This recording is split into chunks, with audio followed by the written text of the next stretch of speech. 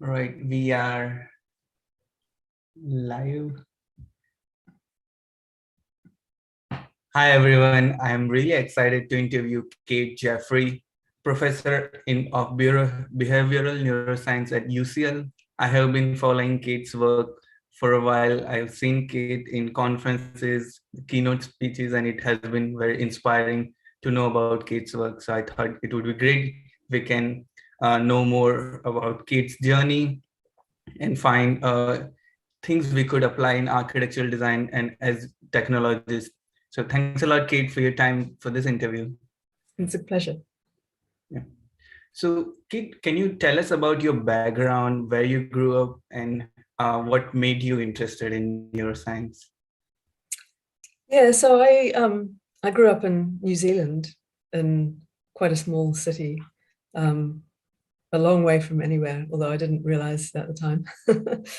And I was always interested in science, very interested in sort of biology and in natural history, actually, animals and animal behavior. As I kind of got towards the end of school, I realized that there probably wasn't much of a career available in that area, given where I was and all the rest of it. And so I decided to study medicine, and because I figured you could do that anywhere, as you'd always have a job. It would be a good fallback position. And while I was studying medicine, I had to do this course called behavioral science, and I learned about the mind and the mind-body problem, and the brain and how it processes information, and how information is this really sort of interesting thing. And I just got really fascinated by this question of how does the brain make a sort of put the universe inside your head? How does it create all of that consciousness? And I just thought this was a really interesting question. And so after I graduated, I thought I want to do research. And I'm interested in the brain, but I didn't really know how to articulate exactly what my question was. And I found myself in a lab, which took me on to give me some research experience. And I found myself studying this brain area called the hippocampus. And it turns out that the hippocampus is really central to making, that world inside our head. It was just chance in a way. And the more I learned about it, the more interested I got. And I discovered that it has these neurons called place cells, which seem to be the kind of core of this mental map of space. And eventually I found my way into the lab of the person who discovered them, John O'Keefe, and learned how to record these things. I just thought this is the most amazing, cool thing to be studying. And so I've really studied them ever since. I've been trying to understand them, how they work, what they're for. And that's awesome. Like, was there any aha moment during your learning or discovery phase? Yeah, there have been one or two. I guess seeing my first place cell was kind of an aha moment. It was, wow, this is really amazing, because so these cells, you can observe them in real time by listening to them, because you take the nerve impulses from the cells that you're recording. So you've got an animal just walking around, a rat walking around, and there are wires leading to electrodes that are in its brain, and it's just wandering around, scavenging for food, moseying around, not doing too much. And you meanwhile can listen to the cells. And if you're near a place cell, what you hear is that everything's quiet, and suddenly the rat goes into one corner of the box that it's in, and suddenly the cell becomes really, really active, and then it goes away and the cell just goes completely quiet again. And it's just the most amazing thing to listen to. You just think, how does that cell know that the rat's in that corner? And what's special about that corner compared with the other corners, So that was an aha moment. I've had one or two aha moments of my own research, but the other really major aha moment for me was someone else's research. And it was an aha moment for the entire field, because it was a report. So one of the students in my lab emailed me the PDF of this paper and said, you should take a look at this, it's kind of interesting. And I opened up the paper and there was a picture, and my jaw just dropped. Like it was like I could not believe what I was seeing. and what this paper was reporting was these things called grid cells, which are very like place cells. So they're cells that become active when the rat goes into a place. But there's not just one place, there are lots of places. And if you map out where those places are, they form this incredibly regular pattern. So a hexagonal sort of pattern that just covers the surface of the environment. And just never seen anything like it, and never expected to see anything like it. And it was just like, what is going on here? What are these cells for? What are they doing? And how can the brain, which is really messy and all noisy and there's all sorts of stuff going on, how can it produce something that looks almost crystalline in the regularity of its pattern? So that was a really major aha moment, and they got the half of the Nobel Prize for that discovery. So I wasn't the only person who was swept away by it. But yeah, so that was an exciting moment, and I've been studying grid cells ever since I got hooked on those. So grid cells and place cells together, trying to understand how they work. That's so incredible. Like from your graduate study till date, what were some major challenges in research you faced?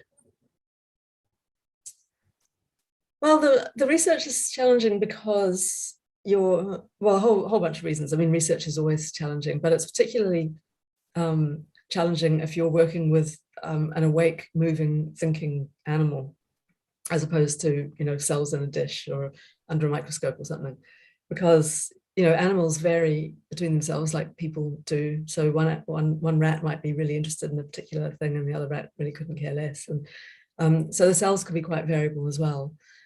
And also the place cells, their job is to kind of figure out what's going on in the environment and to decide, is this place a place that, like the one I was in yesterday, or is it another place that looks similar but is actually a different place with some similarities, in which case we need to do something different. And if the way that you study the cells is you make changes and you look at how the cells respond. But if you make the change too much, then suddenly the cells go, oh, we're in a new place now, and everything just resets and you're back to square one. And so there's a lot of variability. The data are very slow. So, you might spend hours just looking at a small number of cells, trying to understand them. And so it could take weeks and weeks to build up a picture of what's going on and so on. And technically it's quite challenging, particularly because in recent years I've gotten interested in three-dimensional space. So, is this map of space, does it fill the entirety of space? And so to do that, we've had to get rats climbing through, sort of a thing like a jungle gym, like the old play equipment, which you don't seem to get anymore. I guess it's too dangerous, but it's a sort of a lattice with a whole lot of crossbars. And they climb through this. And so that provides lots of challenges for how do you record the signals. You can't use a wire anymore because it would get tangled. So you have to use wireless recording and so on. So there's lots of technical challenges. And then when you've got the data, you have to convince other people that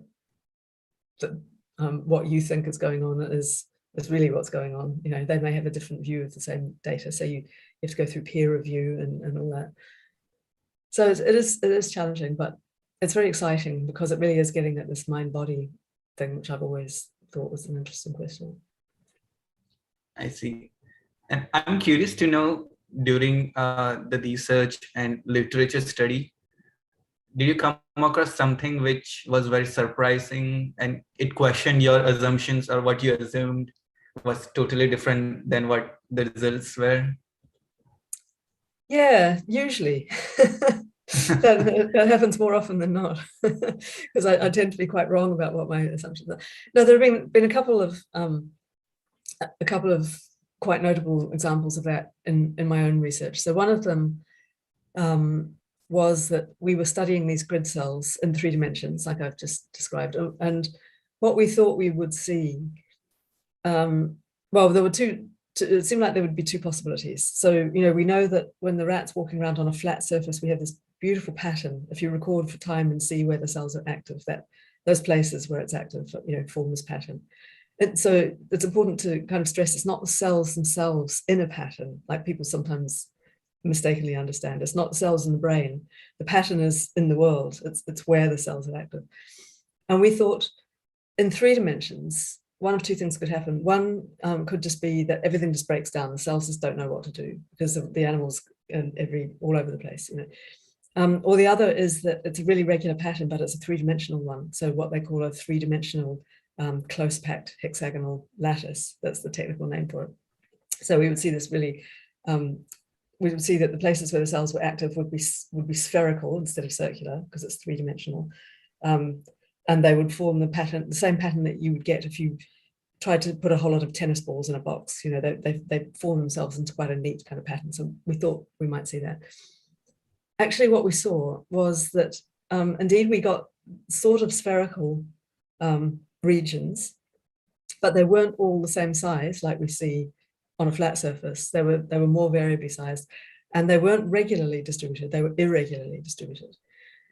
So that made us start thinking, well, so what are these cells doing then? We had thought that the regularity of the pattern was because they were making some type of grid reference, you know, that the brain could use to kind of make its map. Now it seems like that doesn't work in 3 dimensions. Does that mean that the rat doesn't really know where it is in 3 dimensions? But we know, because we also recorded place cells, that the place cells seem to know where the rat is in this structure. So at least one part of the rat knows. So we could assume it's likely that the rat knows as well. So that means that maybe we were wrong about thinking that the regularity of that pattern was important. Maybe the regularity of that pattern is a byproduct of something else that the cells are doing. And so the question is, what is the something else? So yeah, so that was one expectation violation. The other one was we were studying another type of cell called head direction cells, which we think are a type of a compass signal. So with a head direction cell, if you're recording one of these cells, it will become active when the rat faces in a particular direction, anywhere in the environment. Doesn't care where the rat is, it only cares which way it's facing. So when the rat's facing in the direction that a particular cell likes, that cell will become really, really active. So if you're listening to it with the loudspeakers, you'll hear, you know, it's like a machine gun sound. It's very, very high rate of activity. And then the rat turns its head and the cell just switches off completely. And some other cell might start. So, you know, there are cells for all of the directions. So, and we know from lots of experiments that the cells can use what the rat can see about the visual world to kind of know which way around the rat is. So when you put the rat into a new environment, the cells kind of guess which way around the rat is. But then once they've made their guess, they learn the layout of the environment so that the next time the rat goes back into there, they re-establish that same pattern. So the rat can go, I know where I am, I've been here before, and this is the way around my head direction cells should fire. So we said, okay, what happens if we fool the rat? And we have 2 boxes. One of them, the visual layout is one way around, and in the other one, the visual layout is the other way around. So if we just put the rat into one or other of these boxes, it wouldn't know which one it was in, and you would imagine that the cells would be this way around in their activity in one box and the other way around to follow the visual layout in the other box. So then we said, okay, what happens if we've got these 2 boxes and now we make a doorway between them? So now the rat can walk through from one side to the other. And the rat's going to go, there are 2 boxes. They look exactly the same, but they're different ways around. What is the compass going to do? And we thought, and we were half right about this, we thought what's going to happen is that the compass is not going to be fooled by this, because we know that the compass cells also, these head direction cells, they also have other information about the movements that the rat's making and so on. They're going to know that when the rat stepped through that doorway, it didn't suddenly do a big rotation 180 degrees. So they're going to know that the visual cues must be the other way around. So they won't be fooled by that. They'll be stable in both boxes. And indeed, we found some cells that were stable. So, you know, the cells that figured out what was going on. But we unexpectedly found other cells that did rotate 180 degrees. So they only really cared about what the rat could see. And they cared more about what the rat could see than the overall direction that the rat was facing. So we've got these 2 signals together, side by side. One of them's kind of got the big picture, as it were, and one of them's got the local picture. And we were not expecting to find that. And it's made us do a lot of thinking about how your brain is normally trying to reconcile all of the conflicting information. So, you walk into an office and everything looks really familiar, but it seems to be the wrong way around. And then you realize you've gone into the wrong office and it was just decorated the same as the one you thought you were in. And, so your brain is constantly trying to reconcile conflicts and surprises. And to, when there is a conflict, it's trying to decide which is right and which is wrong about all of this information I'm getting and so on. And we think that this part of the brain where these two types of cells were both found together, we think its job might be to make that reconciliation. And indeed, there are some people who have a lot of trouble doing that. And we think that it's possible that they have a bit of a malfunction of this part of the brain. So they really have trouble using the visual landscape to help them know which way around they are. So that might be why, might be that. That's interesting. Like, I was just thinking, what if like in that box, there is an illusion that on one phase of the vertical side, there's a 3D like projection, and it gives the illusion of more like horizontal plane, but it's like vertical. Is there any study on that? Not yet, but we've started to play around with things like virtual reality and introducing illusions, mirrors. We've been thinking about how you might fool the animals' senses and see if we can start to get a little bit more at what information the cells are using. The complicated thing is that cells use lots of information. So, so one experiment that we did early on, shortly after the grid cell study was first published. So the people in my lab were really super excited by this, and they said, we want to study grid cells. And the experiment that they decided to do was to record the cells in a square box, get this nice regular pattern, and then stretch the box a little bit and see what are the cells going to do now, because now there's a little bit of a conflict between where the cells are supposed to fire in the box and the fact that the box is stretched a bit. And we knew from a similar experiment in place cells that the place cells dealt with that by stretching out the place that they would fire. But not all cells stretched the same way. Some did and some didn't. And they didn't stretch by the amount that the box stretched. They only stretched by about half the amount. So it's like the cells were going, there's a conflict between, I feel like I've walked a meter and I feel like it's time to start firing now, but I still feel like I'm too far away from the other wall. And so it's telling me I haven't walked a meter yet. So what's going on? And so the cells seem to kind of compromise. So we thought, what will the grid cells do? And we found the same compromise, that they stretch, but not by the full amount. So there's this trying to reconcile these conflicting sources of information. So we've started to try and sort of break it apart. The other big line of research that's going on is to create virtual reality for rats and mice. So with humans, we can do this on a computer screen, or you can do it with one of those head-mounted things, and you create this sense of a real world, and you couple it to the person's movements. So with the head-mounted ones, when you turn your head, the intelligence in the headset knows to rotate the visual scene. So it's as if you've really turned your head in a real world. So for rats and mice, what they've done is something similar, but it's not a headset. So the animals they're on a kind of a treadmill. It's actually a spherical treadmill, and they can run.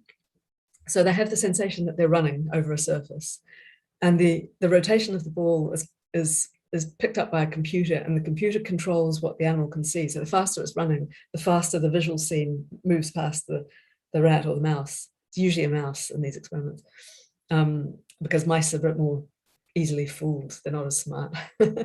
So the mouse is running and the world's moving past it. And when we record place cells, indeed, the place cells seem to think that the mouse is running through space. So it all seems to. And then we can do things like play around with that a bit. So you can make the world move not as fast as it should be, given how fast the mouse is running, and see what do the place cells do. So they're getting one source of information that says, I'm sure I've run a meter because my legs have moved that far, but the world doesn't seem to have moved a meter past me. So something funny is going on. And when we can look and see what does the place cells care more about, and grid cells, people are starting to do this now with grid cells. And head direction cells, it's a bit trickier. it's not so easy to fool them in virtual reality. And I think it's because they're a little bit more sensitive to actual real movement. Because when you really move through space, you also have your inner ear that's telling you that you've moved. And in virtual reality, if you're just sitting still and the world's moving past you, you don't have that signal from your inner ears. So we think head direction cells are a little bit harder to fool, but we're going to play around with trying to do that in the next little while. That's quite interesting. Like I am imagining like the whole setup for that experiment. It's incredible to think how you perform that experiment. And I was like, when you were talking about the mouse felt like it's closer and it took one step, I was relating to my like memories of a hike or in at a beach where I was like going through a hike and I felt, okay, I'm almost there. And I kept saying it until I was closer, but it gives the illusion because of the height and the infinite like nature around it. You feel like you're very close, but you are not. So.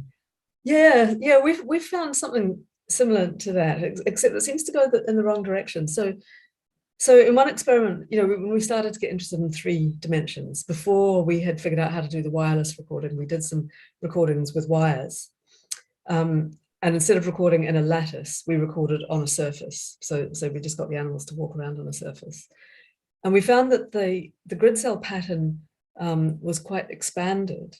So a grid cell that on a floor would have this nice, neat pattern, all the rows of activity patches, which are called firing fields.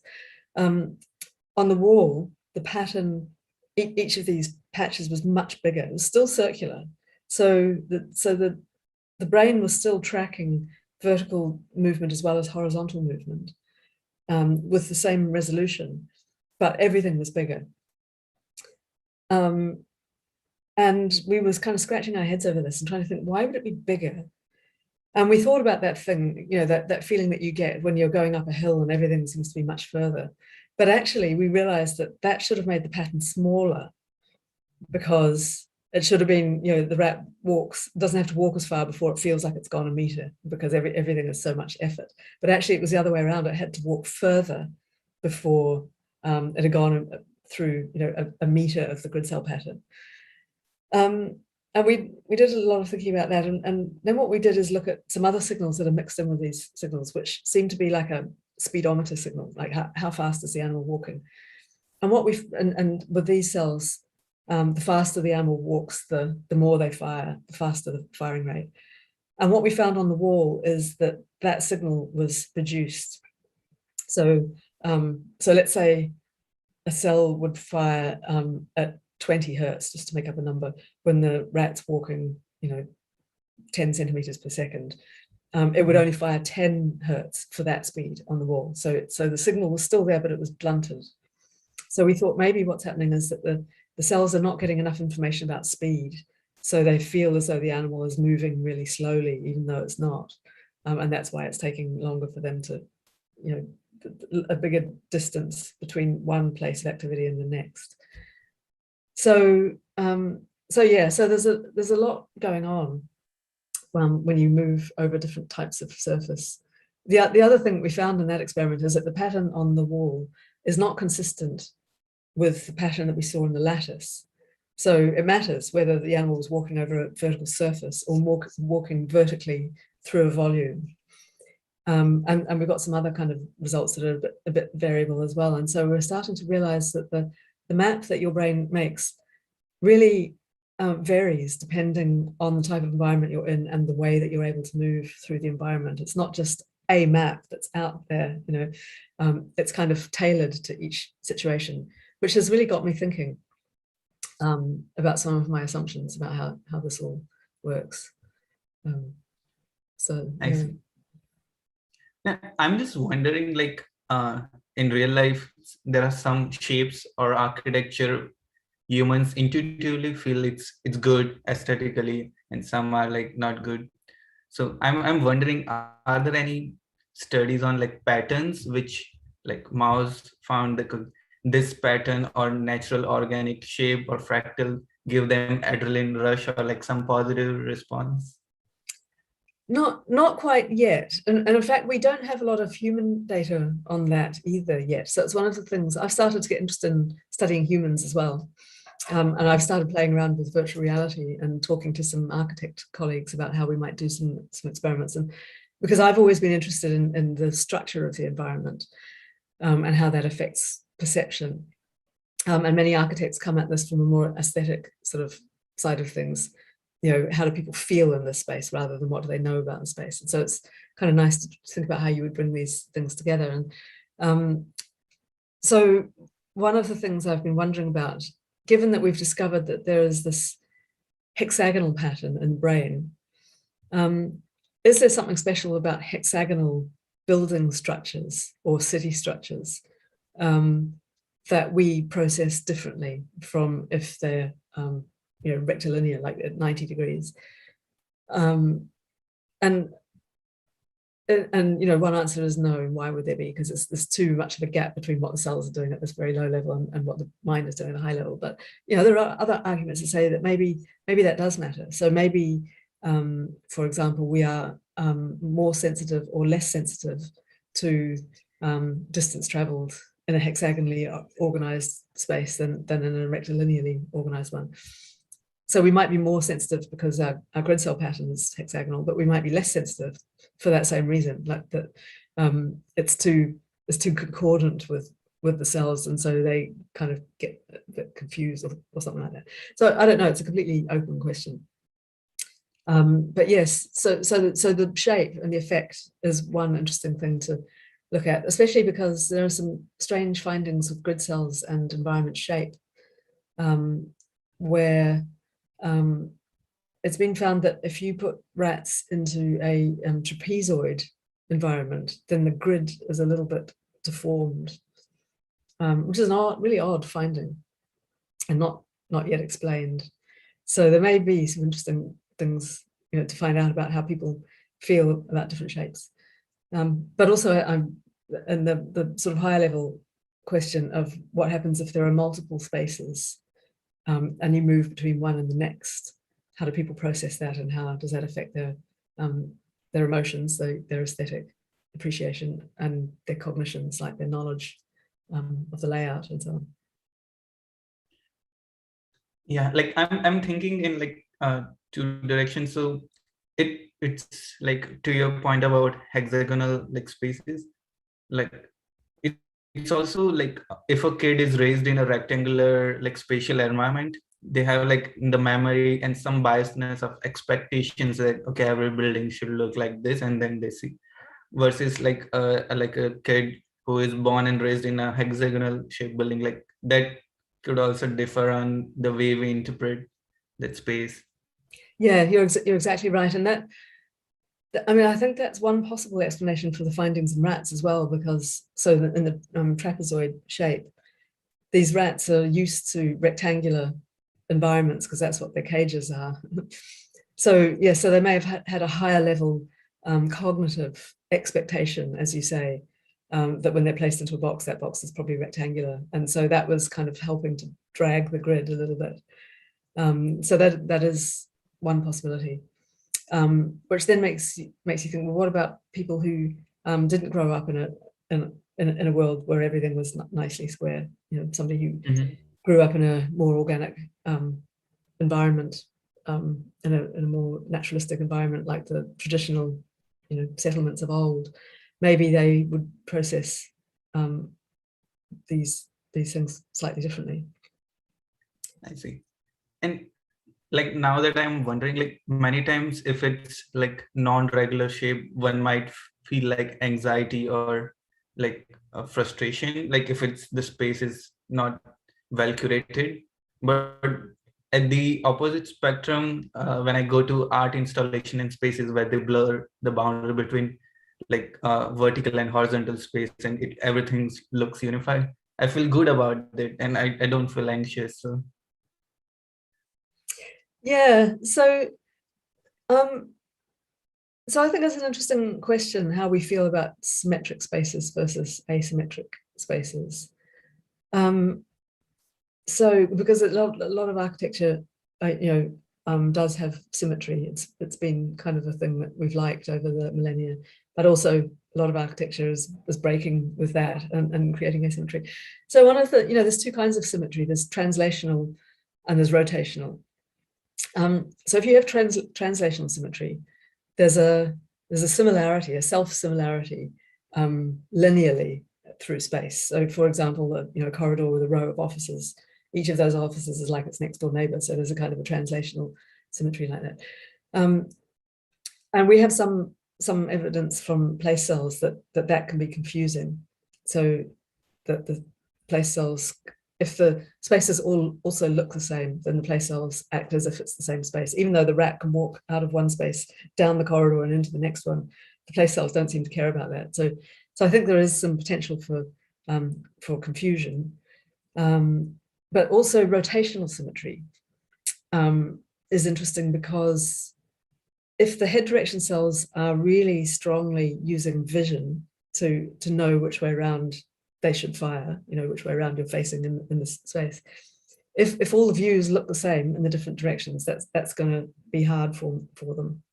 So in that 2-box experiment that I told you about, where one was one way and the other was the other way, so that's a sort of a twofold rotational symmetry. And indeed, we found some cells, and well, we've done this with 4 now as well, and we found cells with 4-fold rotational symmetry. So they sort of get a bit confused, as it were. And I think there is that potential in architecture as well, particularly for a complex space like a hospital or something like that, where spaces often do have rotational symmetry. So it'll be a square room or a rectangular corridor or something where the view going down one direction kind of looks like the view the other way, and it's very easy to get yourself mixed up. And the classic example is when you're in a hotel and there's a lift lobby in the middle that you can come to from 2 sides, and there are lifts on both sides. So you can come in from one side and you can go into either a left or a right lift, or you can come in from the other side and go into a left or right lift. Very, very classically confusing, because then you come out on the 3rd floor and you think, can't remember which one I went in now, and so I don't know which way around I am in this building, and so rotational symmetry can be really confusing. And so one of the things I'm kind of curious about is whether that induces negative emotions, that people dislike that. But certainly it can disrupt their navigation. So they may end up having to read the signs that say, rooms 230 to 240 that way, because they haven't been able to form a mental map of where their room is. So it may be inefficient, but I also think it might possibly be unpleasant. So that's one of the sort of hypotheses that I think is interesting to pursue. And I see there's a line, because sometimes we see these spaces and we get confused, but I'm also comparing it with a maze, where that confusion leads into an adventure feeling. So how can we a lot of things in the discussion I see we need gamified version to make it more playful and pleasant experience. So is there any way we could translate that? Yeah, so that's an interesting question, and this is where individual variability comes in, because some people like being lost. They like the feeling of exploring and surprise, and some people don't, and some people get very anxious. And I've discovered a Facebook group of people who have self-organized as sort of self-identified, or whatever the word is, as people who get very confused in navigation situations. And some of them just describe, constant feelings of extreme anxiety or upsetness. They have a social engagement like a wedding to go to, and they fret about it for days beforehand. So they really find it difficult. And those types of people are not likely to enjoy mazes. So there's that sort of aspect of individual variability, and also, what the space is for. So, when you go into a maze, deliberately, you paid money to go into a maze and be confused, and then it might be fun. If you're in a hospital and you're experiencing that as a maze and you're anxious because you really wanted to get back to your ill relative and you can't find the way, then you'd be very unhappy. So I think it's, that there's a sort of a sense of what are you trying to do with this building, and who are you doing it for? Who are the consumers? And can you design for a variety, inclusively for a variety of different types of people? So I think that's something interesting to think about. Yeah, and that's a challenge. Like, how do you like consider all these different preferences and neurological response people have for a particular space, and it might be challenging to cater everyone, but how can you ensure like you do justice for most of the people in that space? Yeah. So I think that's an important question, and I think architects have tended not to focus enough, in my view, on the cognitive side of the user experience, if you can put it that way. And by cognitive, I mean people's knowledge about the space. So they're very skilled at manipulating people's feelings in the space aesthetically, with beautiful shapes and beautiful textures and lighting and all of that kind of stuff. But I think they don't think as much about how well oriented is the person.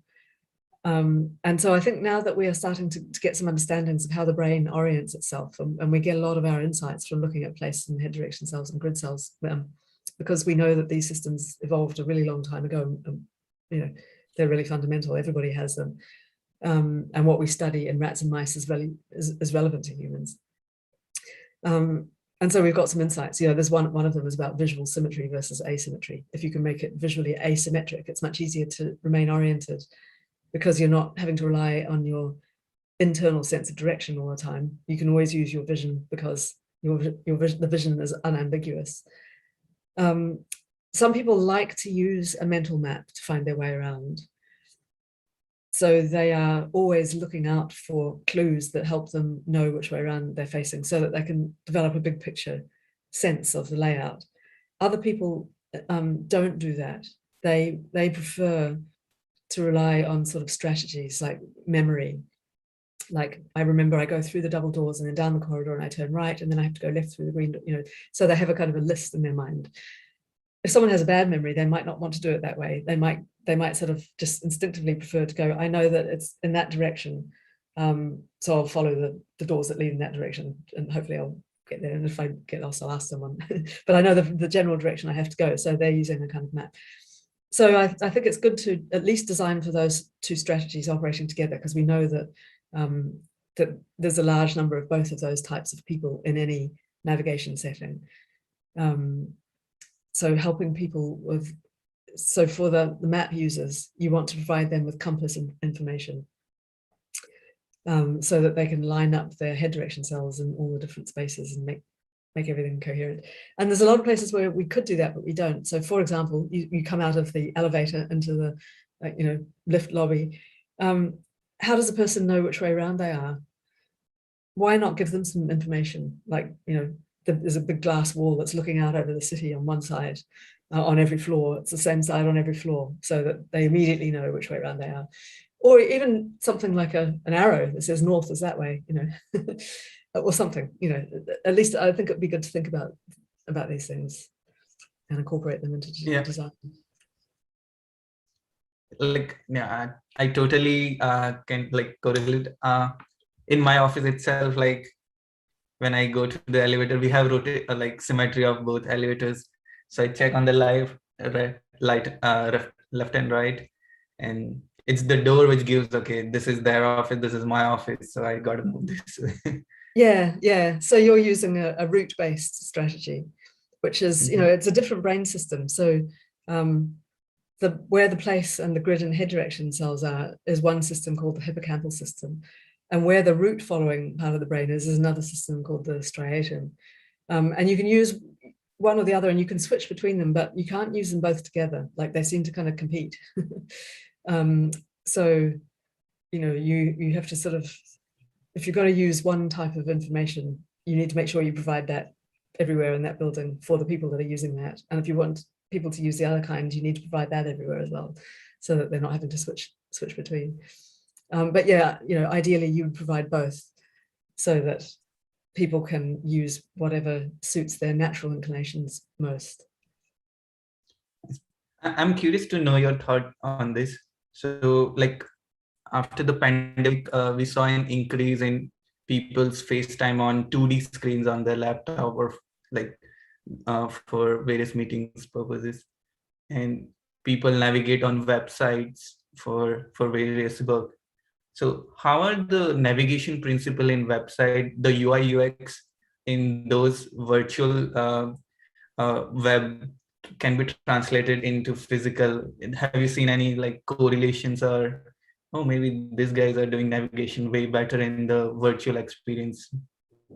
Yeah, so I've wondered about what brain systems people use when they're doing navigation, different types of navigation than moving through the real world.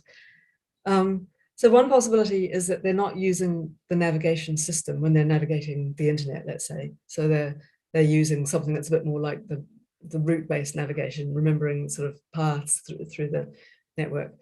But there is some evidence now that this system, the place and grid cell system, might be being used for more abstract types of cognitive tasks. I'm a little bit on the fence about whether I believe this. I think it's a really interesting idea, and there's some evidence coming along to support it, but you can also think of alternative explanations for that evidence, so I don't know.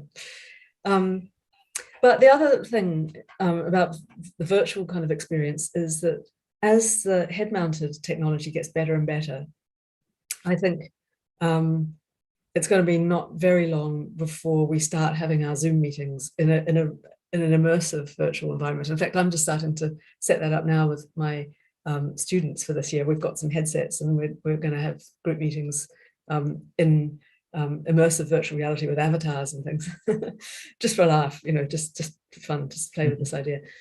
But I think as that technology gets better and the avatars start to look more and more like real people and can reflect their facial expressions, and you really can interact properly, then we get back to using probably the natural navigation system, except that we're missing that component of information that I mentioned, which is the vestibular signal. So it may not be quite the same, and it will be interesting to see how it's different. But I think once we've got that environment really accessible to us, we could do things like create a three-dimensional version of the internet where you don't explore it with links, but you actually explore in a physical space, and then you could have a much richer presentation of information to people, and it could be much more engaging and interesting and fun. So I think it's a really super cool technology, and I look forward to seeing where it goes. And I think architects, the architecture of virtual space, I think there's huge potential for playing with that and creating experiences that you could never have in a real world. So I think it's kind of fun. Yeah, and I feel like games are pretty good in terms of like creating that adventure in a building, or like having different levels where people are curious to navigate in the building. Whereas we have like architectural 3D model, we got to constantly give them direction. Okay, go from here to exit. Whereas in games, we will go naturally. And yeah, I think if people explore a space under their own steam, they remember it better,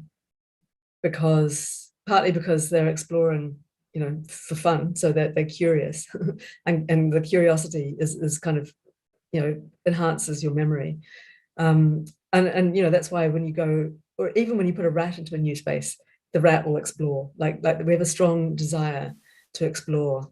And I think that's because the brain really wants to have a map of the space. Whereas if you put a person in a building and say, okay, I'm going to take you on this passive guided tour through this virtual space, it's just not the same.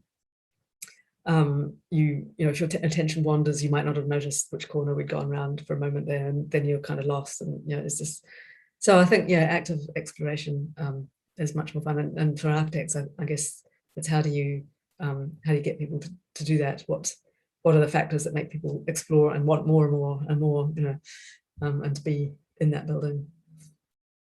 Yeah, I'm curious to know your thoughts. Are there any studies on the mood of a person or rat with the space navigation? Let's say a rat explore the space in the morning versus evening, or before food, after food? Like, does that affect their curiosity? Or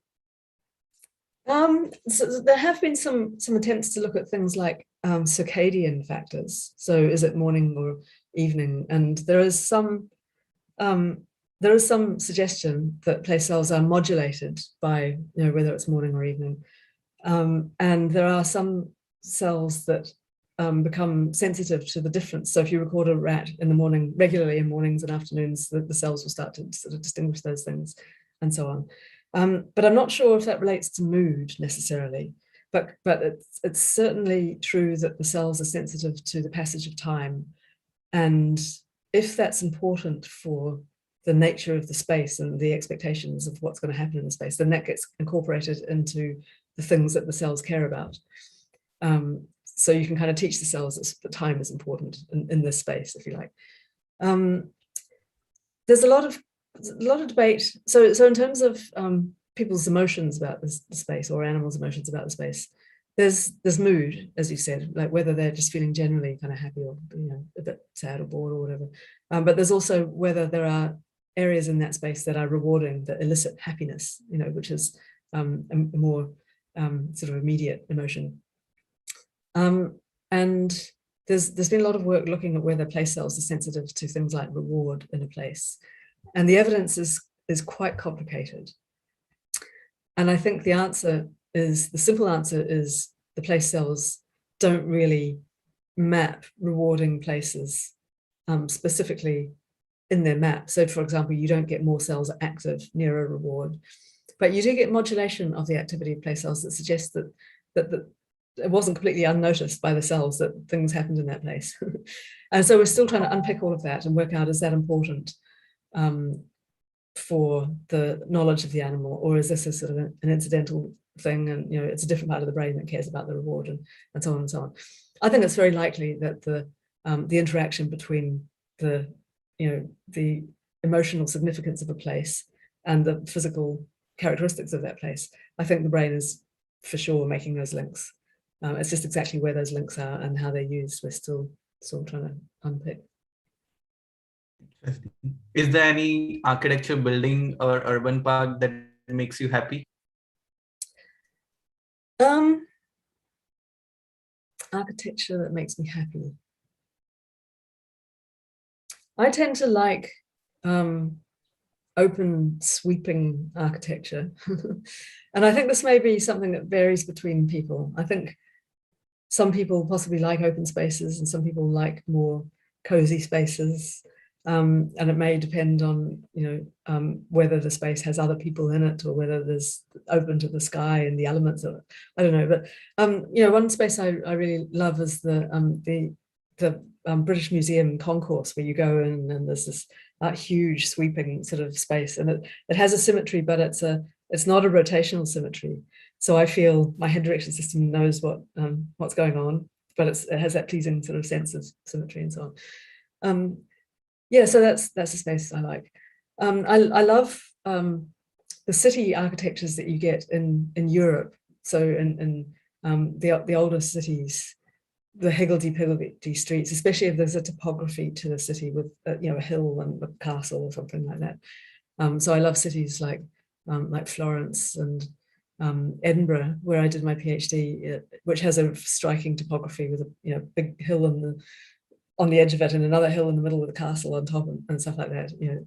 And all these old buildings. I love that type of architecture. I grew up in New Zealand, where the architecture, the built architecture, is pretty modern. Most of it is not more than 100 years old. A lot of it is not more than 50 years old. So I've really learned to appreciate European architecture, older, classic. And that makes me wonder, is it like a human nature where we remember things which are complex or which stand out more? Like if there is like a modern, let's say, glass building versus an old architecture, looks like we remember the complex or old architecture building more than all the glass buildings around it. Yeah, I don't know. I think it's a complex question. What what is going to lodge in people's memories, because it interacts a lot with their own personal experience. So if somebody grew up in a city where all of the architecture was old, then they might find modern buildings very, very interesting. And old buildings is more of the same type of thing. Or maybe it's the other way around. They're sensitive, perceptually sensitive to the differences between old buildings because they grew up among them. Whereas for somebody who grew up in a modern city, everything just looks the same. It's just all old stone buildings. But I think things like a building that stands out from the surroundings would be memorable. But then you've got more layers of things like, well, is that aesthetically pleasing, or does it look like an eyesore, this thing in the middle of all of this other stuff? So it might be stimulating to the senses, or it might be offensive to the senses. So a lot depends on the person's cultural, the whole cultural kind of knowledge and stuff like that. It's really, really complicated. So that makes it really tricky for architects. How do you build something that people are going to like, given how variable people are? And there, I think they build on a lot of accumulated experience and, knowledge over millennia of what types of things work well, and they make a lot of mistakes, but they make a lot of amazing buildings as well. So. Mm-hmm. And I also think the excitement decreases over time. So let's say I see a building which like totally stands out. I remember it. But if I'm seeing it daily on my commute, after a point, it weighs the same importance as other buildings. Yes, you habituate to, and that's because you lose the exploratory, sensitivity. It becomes part of the background, and you're not even aware that you kind of know it. But if somebody paints a building, then you go, someone's painted that building. So although you didn't really think that you knew that building was there, you kind of notice changes. So at some level, your brain, probably your hippocampus, is monitoring and going, it's okay. We don't need to attend to this. It's all familiar. We're good. And one of the sort of interesting, if somewhat tragic, sort of observations that has been made is that people with Alzheimer's disease, where the hippocampus is starting to degenerate, they'll often show this thing called wandering, where they are constantly exploring. And I think a likely reason for that is that because the hippocampus is degenerated, they never have that feeling of familiarity anymore. They're always lost. They're always in a new place and constantly. So they have this drive to walk around and to look at things, and they never habituate, which must be, well, I don't know whether it's an unpleasant experience or not, because exploration can be interesting. But if you are never getting that sense of, I know where I am now, I've made my map, I could imagine that could also be quite upsetting and frustrating. Yeah, like, I don't know, like, is there any way we can define, like, sometimes we love complexity and that generates curiosity, but if it's complex, it generates like cognitive overload. So how to define there is like right amount of complexity? Yeah, I mean, because people do vary, it's hard to answer that. And I guess one possible approach is to sort of think, when you're designing, okay, in this space, we're going to have some people who love open spaces, but we're going to have some people who find them quite intimidating or frightening. So let's create some cozy spaces as well. And for people who are sociable, we'll have an area where there's lots of places, where people can be. And for people who are more introverted and like solitude, we can have some places where you can sit quietly. So just create spaces that people can then find for themselves. And you don't have to always design for the majority necessarily. If you design for the majority, then you'll get lots of plaudits, probably because more people like it. But if you can also take into account, the minority who also deserve to be designed for, and think, okay, how do we cater for them as well? Then I think that leads to better buildings. I see. And based on the neuroscience research and literature study, I'm curious to know, are there any changes in your lifestyle or in your house you made?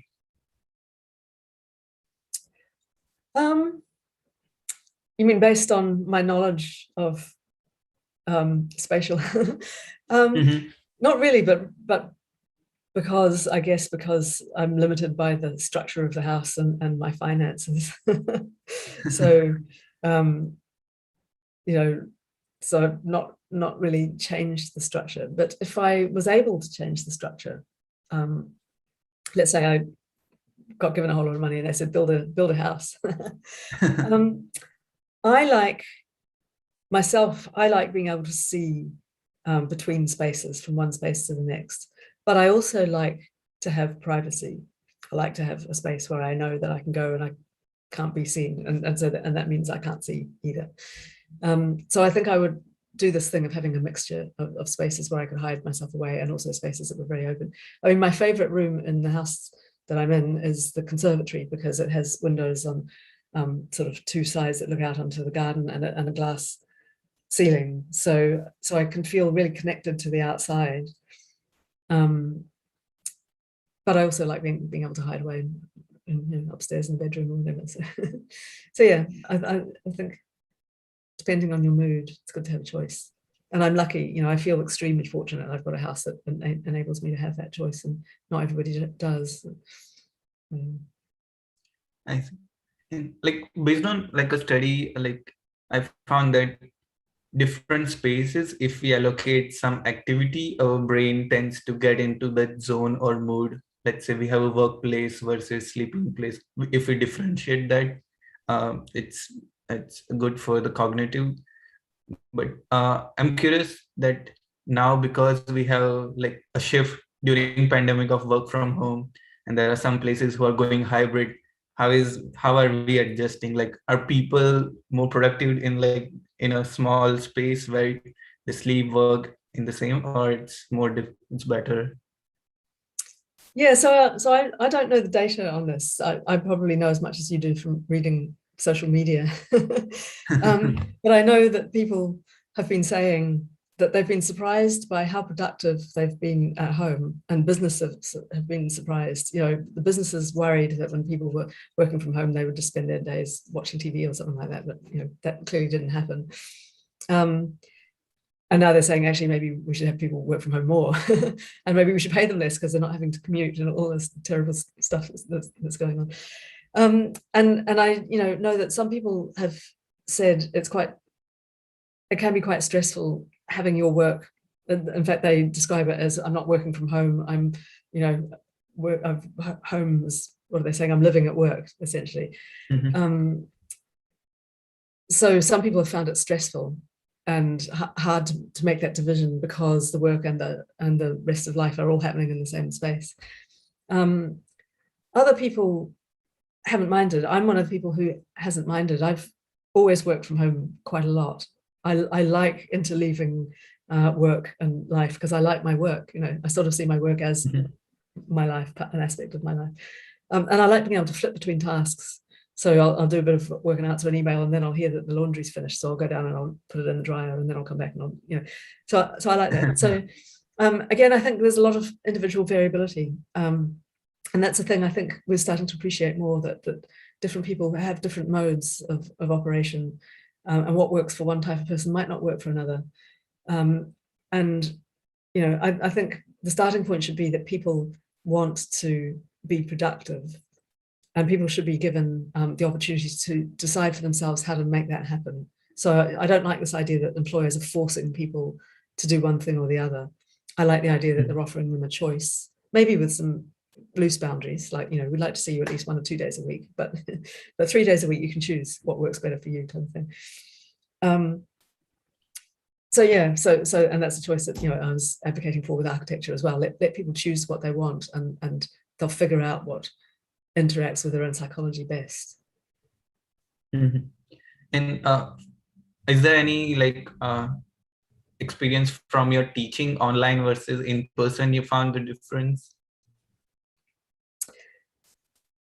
It's hard to say. So there was a big panic when we moved to online teaching that it was just going to be awful for the students, and so we really pulled out all the stops to create materials that will work, to video our lectures and to make them, all singing, all dancing and so on.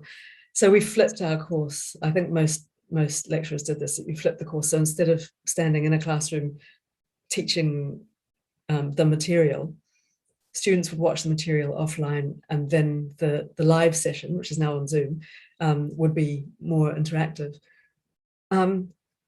It's true that Zoom is not quite as immersive as being in a room, but the flipped format worked really well. In fact, we suspected it would because there was lots of evidence coming along for the pioneers who had tried it, that actually works really well. Students learn more. But even on Zoom, the students tend to sit there with their cameras off, and you don't quite know how engaged they are. And there is a sort of worry that they're not engaging. But I think they actually do engage, and I think they, in some ways, they're a bit more relaxed because they're not in a social setting because they've got their camera off, but at the same time, they are watching a lecturer, waving their hands at them, so a live person, and they know that the other students are watching them too. So there is this sort of sense of communality. So it's not been as much of a disaster as we thought it would be, but we are still trying to work out how to optimize it. So again, getting back to that theme, we can accommodate for different people's needs. Some people like the face-to-face interaction. Some people find it very stressful. So how do we let everybody figure out what works for them, while also encouraging them to push the envelope a little bit, so for the shy ones to develop their interaction skills a little bit, to make themselves a bit uncomfortable and so on. All of this kind of stuff. We're still trying to work all of this out and figure out what the boundaries are. It's interesting. I mean, the pandemic has been terrible, but it has forced us to develop some new skills that I think will stay with us. So. Yeah, and from my personal experiences, I found I have been multitasking more during this courses compared to when I was doing well in a classroom. I don't have opportunity or option to do anything else except listening to a lecture, where here I could be cooking or something, doing something That's else right. while listening to a lecture. Yeah, but I don't know about you, but I sort of multitasked in-person lectures as well. My mind would wander off. If the lecturer wasn't super engaging, I would daydream, which is my brain trying to find something else to do. So I'm not sure if it's all that different in some ways. I'm now doing something slightly more productive, answering emails or something, and listening out with half an ear. So I think we're keeping our brains really busy, and so I guess time will tell whether our academic output has dropped or increased as a result of all of this. But it's interesting times. Mm-hmm.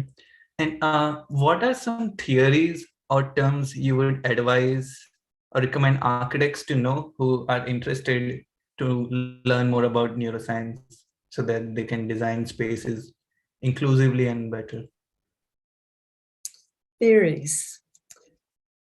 I'm not sure if I would call them theories.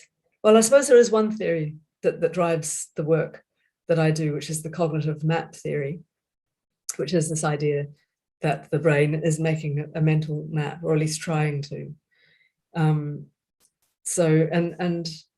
The idea was first put forward in the 1940s by a psychologist who was studying rats in mazes called Tolman. And he concluded, so people thought back then that when animals solved a task, they did it in this sort of list-like way. I have to run down the corridor, turn right, turn left, turn right. Tolman did some experiments that seemed to suggest that the rats actually knew where the goal was and were just trying to head in that direction. And he said, I think they've got a map of the space in their heads. And people said, no, rats can't make maps. The brain can't make maps. It's all nonsense. And then John O'Keefe discovered place cells in the 1970s and said, it looks like there is something that might be a map in the brain. And so he and Lynn Nadell wrote this book called The Hippocampus, which is where these cells are found. The hippocampus as a cognitive map. And that idea, it's been sort of debated about whether it's really a map and is it really cognitive, there's been a lot of debate about the specifics, but the general idea of there being a map-like representation, I think, has informed a lot of the psychology. And that's a good place to sort of start. The book is available online, so it'd be good to read the preface or something, or some of the chapters, or some of the discussions of it in the literature. So that'd be the main theory, I think. But just in terms of, I think just the cognitive science of space is a really flourishing discipline at the moment that I feel that architecture could learn a lot from. What kind of heuristics people use when they're finding their way around space. I think architects do know a lot of it. I think there has been a lot of interaction. My particular thing is the sense of direction. I feel that these head direction cells and so on. I feel that architecture has not really understood the importance of that in how people apprehend a space. How important it is to have a stable sense of direction as you move around the space. So that would be something I would encourage people to learn about and to think about. Yeah, and like people who are interested to apply this knowledge in architecture, like are there any books or resources you would recommend so that they can learn more and understand this better?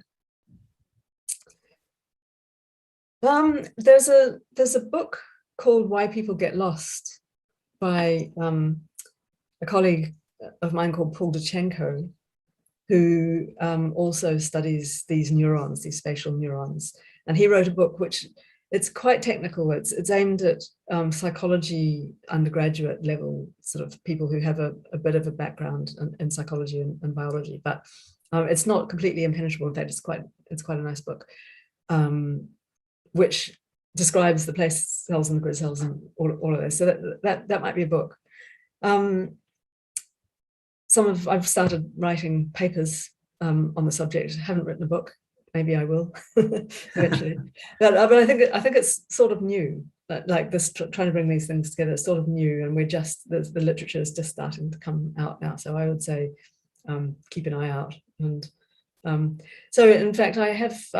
It's not a book or it's not a publication as such, but I've created a special interest group of people who of academics who study navigation and wayfinding, and people in the real world who are using this or studying this in the real world, like architects and sign designers and wayfinding specialists and so on.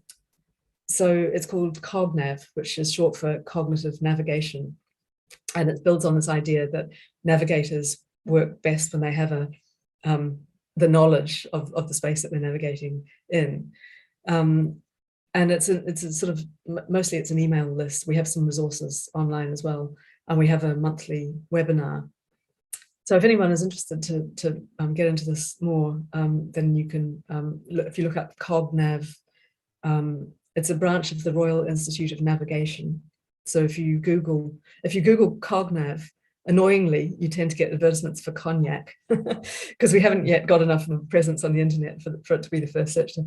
But if you Google CogNav RIN, which is Royal Institute of Navigation, it'll take you to the page, and then you can sign up or even join the Royal Institute of Navigation, which would be really awesome. So yeah, I was trying to build this community. That's great. I'll definitely add that link in the description. Thank you. And like I'm considering from like people from practice who might not have time to do like survey research. So how can they translate this research output or findings into architecture? So like the gap I see right now is, okay, there is incredible research, and once one start looking into it, it's like a whole rabbit hole they can get into. But if I were to have like some actionable insight, okay, this is what we found, these are 5 things to keep in mind for future design, like how can we bridge that gap? So I guess I get five things. Okay. So one thing would be, who are you designing for? Like, is it all types of people? Is it the elderly? Is it people who have visual impairments? Is it people who are in a hurry? Is it people who are familiar with the space or not familiar with the space? All of that type of stuff. Are they commuters or tourists, and so on and so on? So you need to kind of think about that, like what problem are people trying to solve when they're in that space that you've made for them? And so that's the second thing, like what is the problem that people are trying to solve? Are they trying to get to a place, or is it and want to take the most efficient route, like they have to get to their gate at the airport or something. Or are they wanting to exhaustively cover the space so that it's a museum and they want not to miss anything, so they want to make sure that they've seen everything. So they and then to think, how will they know how to do this? So if they need to get to a place, how will they know where that place is? Like, what is the information that they have? Will they know that in advance, or will they have to kind of figure it out as they go? And how are you going to convey the information to them that they need? And finally, I think ideally, so this message that I've been trying to get out there into that world, ideally, you want people to be able to make a mental map if that's the type of person they are. And even if that's not the type of person they are, but if you can help them make a mental map, that will help with navigation. So how can you help them to make a mental map of this space? And there are things that you can do. The first thing is to orient the sense of direction. So it's really obvious wherever they are in the space, which way around they are. So you don't put them in an enclosed escalator or an enclosed elevator. You don't make them go through one door and round a corner and then out another door and into a new space, because when they were going around those corners, they might not have tracked the corners. Maybe you make glass walls so that they can see the relationship between the rooms, all of these things. How do you support the sense of direction? Is there a way that you can convey to them the layout of the building in advance with a glass model or a glass, transparent picture, so that they can be standing at the front entrance, maybe with one of those lighted LED panels, and they can say, okay, I want to go to the X-ray department, and they press X-ray department, and it lights up in a glass model so that they can go, okay, so in this building, it's kind of that direction over there. Oh, you can't see my hand. That direction over there. I need signs and things as well, but I sort of know which direction I need to go now. So I sort of have the sense of where I'm trying to get to. It's not just following signs around corridors. So all of these kinds of things. How can we help people map this space so that they can navigate with a map as well as with a set of instructions? So that would be my takeaway message for people who don't have much time. That's great. And Firas has a question. If you can unmute your mic and ask, that will be great. Else I can read. Yeah. Oh, sure.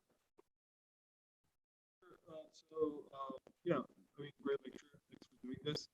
I'm someone who's interested in that specific intersection of architecture and neuroscience, and I was just sorry, I'm having difficulty hearing. Oh, now? Try again. Now? Yes, I think so. Okay. It was a bit broken. When you leaned forward, I think it helped. Yeah. Okay. So that's cool. Yeah. No, I was just wondering if so I'm quite interested in your work. I mean, I know your work because that's the area where I work mostly in architecture and neuroscience. But I was wondering if you have some words like the architects and that collaboration on what's happening in the space syntax research. Maybe you're familiar with that, and as well the ecological brain line of research at the UCL. So space syntax is so my understanding of it, I'm not an expert in space syntax, but it's an attempt by architects to quantify the characteristics of space and or the characteristics of the movement of people through space. So I think of it as quantifying the movement affordances of a space, which entails things like what are the direct paths connecting elements of the space? What are the lines of sight connecting space and so on? When people are in this space, so it's often tied to complex spaces. When people are in this space, what's the flow of people through it and so on? And I think it's been really interesting, and I think it's been a really useful tool for trying to quantify something which is very complex. You've got something like a city. How do you treat that analytically? And I think it's been a really interesting development.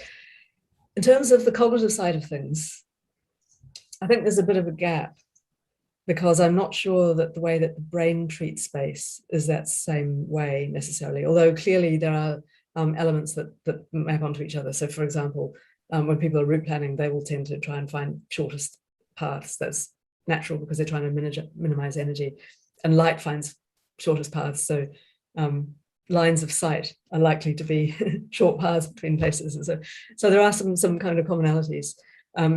But there are also some differences. And I think one of them is this sense of direction, which I keep coming back to. Like when people are making a mental map of space, they can even represent spaces that are very hard to get to and that are tucked out of sight, provided they've been able to make us to retain a kind of a sense of direction as they've gone around all of the various corners and so on. So I think space syntax is quite good for description. But I'm not sure about its explanatory power in terms of people's cognition. I'm not saying it's not explanatory, but I do think there are gaps. That's my view, but I might be doing it an injustice, and a space syntax person could probably challenge all of those things I said. And then I didn't quite catch the last thing you said about. Oh yeah, sure. Because I've been quite interested in this conversation between architects and neuroscientists, where architects can actually challenge neuroscientists to get outside the lab and outside the clinic, and at the same time, neuroscientists can inform architects in giving research findings and new ways of doing things. And that's specifically where I was looking for this kind of research in neuroscience where you operate in real life environments rather than in controlled environments. And then I came across the Ecological Brain Initiative or research line at the UCL. So maybe you want to tell us about like that intersection, and then what are the possibilities and potential of that collaboration where neuroscience like walks out of the lab? Yeah, I think there's huge possibilities. This is one of my things I'm very passionate about. Because I think there's a big gap, and as you say, it's because neuroscience has been dealing often with animals, often in very simple spaces, because the way that science works is to deconstruct things, because ultimately to do an experiment you need to just reduce things down to one variable. Once you have multiple interacting variables, things get impossibly complicated very, very quickly, and so we tend to try and reduce things down. Whereas with architects, it's the complete opposite. It's a sort of synthetic discipline that's trying to build things up with many variables and interacting, creating some holistic experience that doesn't lend itself easily to explanation in scientific terms always. So there's a big gulf between these disciplines. But also I think, as you said, they have a lot that they can contribute to each other. And that's where I like to sit in that interface. I do think they have a lot to contribute to each other, and this is the time now that we should start doing this. We've got these new technologies coming along, and so one thing is to get neuroscience out of the lab and into the real world, and we are starting to do that now. When I say we, I mean colleagues. So for example, the person whose office is next door to mine at UCL is Hugo Spears, who is a neuroscientist who does both animal research and real world human research. Sometimes having people explore naturalistic environments, like city. I say naturalistic, built natural environments like cities and so on, and to look at how people are kind of building up representations of that space, and then putting them in a brain scanner and giving them elements of that space and seeing how they're processing it and so on. So big line of work that he's got going. Very interesting sort of research. And also deploying virtual reality, which is this sort of tool which we can use at the very basic neuroscientific level, like I said, with the rats and the mice. Or you can make it very complex. You can create naturalistic VR environments, or you can do things in between. So you could take a complex environment, and then you could start to strip away things and find out what are the important things and what are the factors that people are using. And how are they interacting and so on. But yeah, it is a very complex, difficult problem when you get to these kind of higher levels. So the Eco-Brain Initiative is trying to do this. So it's trying to bring together the brain side of things and the more kind of ecological, real world type of things. not just in the domain of space and architecture, but in the variety of domains. But of course, space and architecture is an important one, and we're wanting to build on that. So we're trying to. So that's a doctoral program. We're trying to build on that and see if we can get funding to create an actual kind of center where the research is being funded specifically to address these cross-disciplinary questions. And so, it's always difficult to fund cross-disciplinary work because funders tend to be in their kind of silos, but there are some funders who are interested in making these links, and we're hoping that we can catch the eye of someone. And so if any funders are watching this, think about us. So yeah. Thanks. Awesome. Yeah.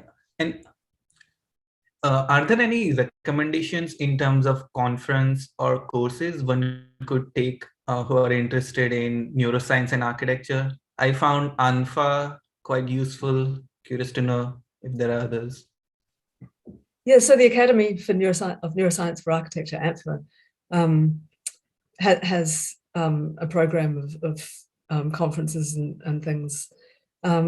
I've just come across another architecture and neuroscience summer school called Moving Boundaries, which I've been invited to teach on, which I'm really excited about. So it's, and in fact, I think they're still taking applications for it. It's aimed at architects who are interested in learning about these links with neuroscience. And it takes place over a 2-week period in sort of northern Spain and Portugal. So it's one week in each place.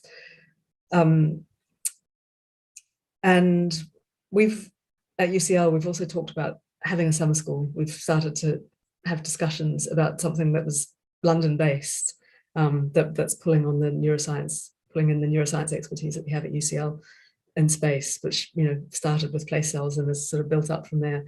And of course, we have the Bartlett School of Architecture, so it seems like a good time to bring those things together and do some teaching along those lines. But that's not got going yet. There's also an architecture neuroscience master's course, the neuroscience for NAAD, Neuroscience of Architecture and Design, I think, in Venice, which is run by David Routon, and is a really interesting course for somebody who wants to spend a year studying and doing a research project. So yeah, so there's a bit out there now, it's growing, which is good to see. Awesome. Those are great recommendations. Now, my final section is a rapid fire. So you will have like 10 seconds to answer that question and in few words. So which city is in your travel bucket list?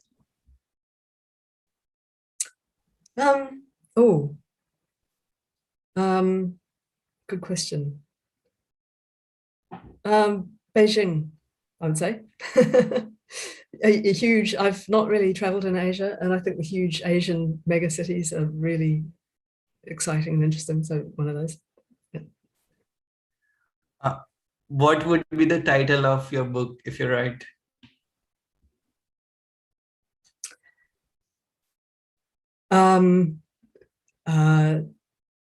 Architecture and the Mind. I'd have to give it more thought. I hadn't really thought this through yet, but that's off the top of my head. Yeah. Favorite YouTube channel or podcast? Favorite YouTube forecast? YouTube channel or podcast? Oh, podcast. YouTube channel or podcast. Oh gosh, I don't know. Probably Sean Carroll's Mindscape is a podcast that just has some fascinating speakers. I'm slightly biased because I'm one of them. I mean, I wouldn't say I was one of the fascinating ones, but that's how I got introduced to it. He asked me to be on it as one of the guests, and then I looked at all the other people and thought, oh my God, how come I'm among all these other amazing people? Very varied and interesting topics that cover all sorts of things. I highly recommend it.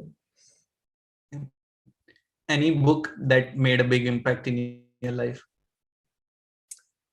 Yeah, it's quite old. but it's an oldie but goodie. It's by Douglas Hofstadter, and it's called Gödel, Escher, Bach. And Hofstadter is an artificial intelligence sort of machine learning cognitive scientist, if you like. And he wrote this book back in the 1980s, and it was my first introduction to cognitive science. I read it when I was a medical student, and it was possibly what pushed me into cognitive science, actually. I read it, it's quite thick, and I read it while I was on holiday with my flatmate, hitchhiking around the South Island of New Zealand. So we did a lot of sitting in tents, while the wind howled outside, or sitting on the side of the road with our thumbs out waiting for cars. I had hours and hours, and I just read this book from start to finish, and I was absolutely captivated by the ideas in it.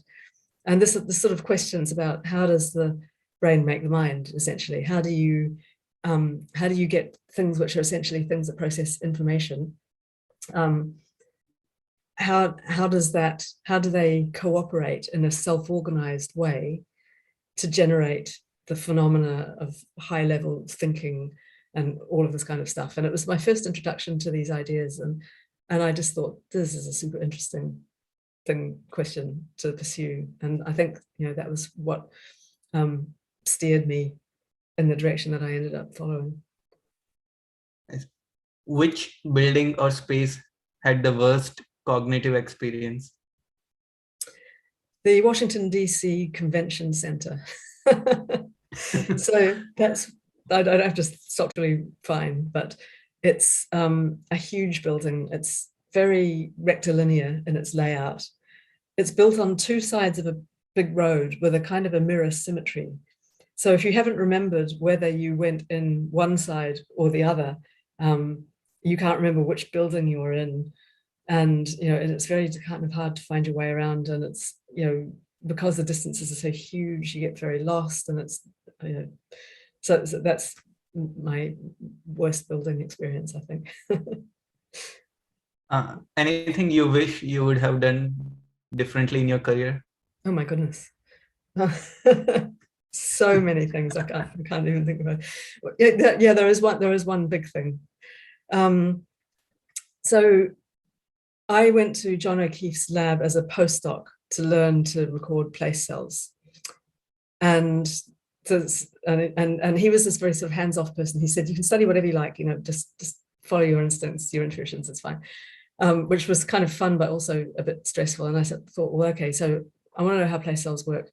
I guess the place to look at is this region called entorhinal cortex, which is the part of the brain that sends all the information to where the place cells are.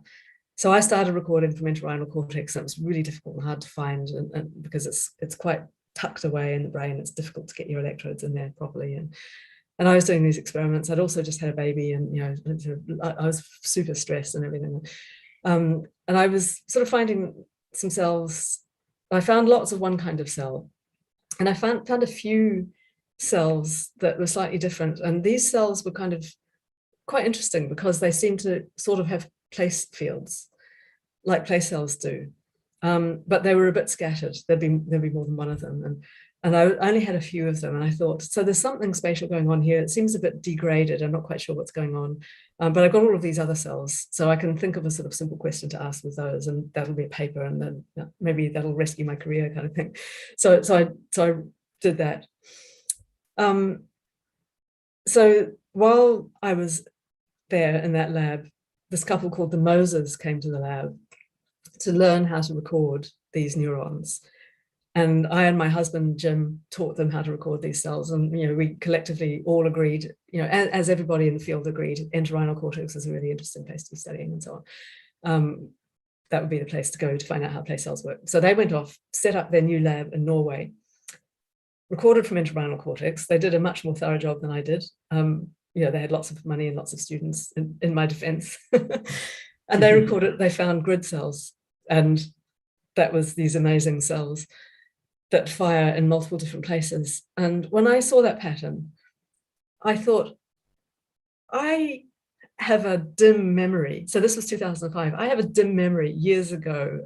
So I went back and I dug up my notebooks from 1994 when I was recording those entorhinal cells. And sure enough, the places where their cells fired were evenly spaced. It was just in a small box. And I am 100% certain it was a grid cell. And had I thought, I'm not going to study these cells that there are lots of, I'm going to study these few cells that are a bit weird and I don't really understand them, but they seem kind of interesting, then I might have discovered grid cells and I might have got the Nobel Prize. I don't think I would. I don't think I would have, because the Nobel Prize was not just for grid cells. It was for this huge body of work that then they did afterwards. I mean, they still are an extraordinary research team. So I don't begrudge them the Nobel Prize. But it is one little regret that I didn't follow the grid cell path and maybe find them earlier. But that's science. That's how science works. There are clues along the way. Lots of other labs actually go back and look at their data from that time and they go, yeah, we saw hints of something there as well. It's, it popped up like a volcano in Norway, but actually it was rumbling under the surface all over the place. And one thing I learned then about science is it very rarely hinges on single discoveries that wouldn't have been made if they weren't made by the team that made them. Often they're close to the surface and they're about to come out. So actually, if it were up to me, if I were the Nobel Prize Committee, I would award Nobel Prizes. I mean, I think the individuals who got them certainly deserve all the plaudits they get, but I would award Nobel Prizes to discoveries, not to the discoverers, so that everybody who participated in that discovery could feel proud, because I think they should feel proud. I think discoveries are a team effort. So that was a long-winded answer to quite a short question. Yeah, I totally agree. Like, the research builds on past research. You study literatures and you get ideas, you build upon it. So it's, to the field, I totally can understand and relate. So my last question is there any piece of advice you would like to share for young researchers who aspire to do similar work as you are doing?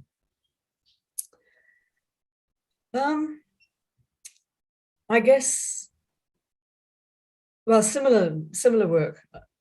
I think you just find the labs that are doing the work that you're interested in, and you see if you can, if they'll take you on.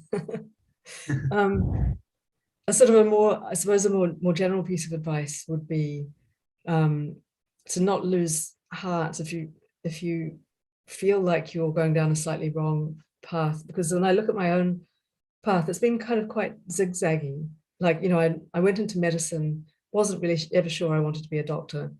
But that medical degree turned out to be incredibly useful for all sorts of things. That really broadened my perspective, and that's come back and informed my research and so on. And often I think, you sort of zigzag, you kind of home in on something eventually, and you don't necessarily know at the start what's going to be the thing that you find is actually the most interesting and fun thing to do. So stick at it. And if you're kind of unhappy in the path that you're on, maybe think about how you can deviate it.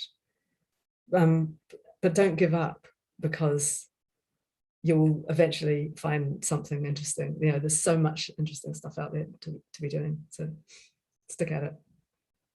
So like switch and adapt quickly, or not even necessarily quickly. I mean, I stuck my degree out to the end, which took 2 or 3 more years after I started to realize that I really wanted to do research. And, I've pursued lines of research to the end of the experiment, even though another more interesting experiment had appeared. And I thought, actually, that question, I really want to look at that, but I'm going to stick at this one first and finish it. Because if you jump around without finishing things, you just end up having jumped around and not achieved anything. You do have to be a bit slightly tactical, but at the same time, you can zigzag. I've seen students who have come to do a master's who had no background in biology, but had discovered neuroscience and just thought, I really want to do this. And they've managed to make the transition because they were passionate about it. So, a lot of things are possible if you're really interested. Awesome. This has been great, insightful conversation. Thanks a lot for sharing your journey, research, and thoughts with us. It was quite inspiring. Thank you. And thank you for all the really thought-provoking questions. And I hope I didn't ramble too much. Have a nice rest of your evening.